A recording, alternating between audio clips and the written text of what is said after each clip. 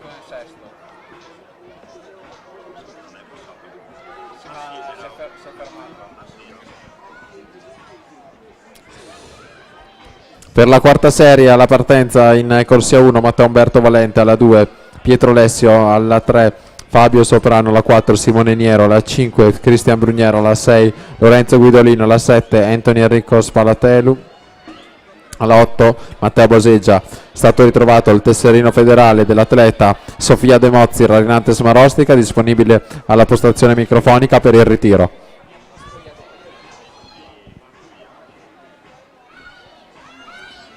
Ricordiamo anche Porcari, Tellan e Bari in zona premiazioni.